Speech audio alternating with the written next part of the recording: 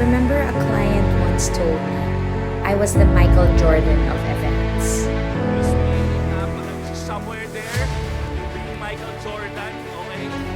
Guys, if you have events, the GOAT, the greatest of all time. But the truth is, no MJ becomes legendary without a Chicago Bulls behind him. For 23 years, I've been lucky to work side by side with my own championship team.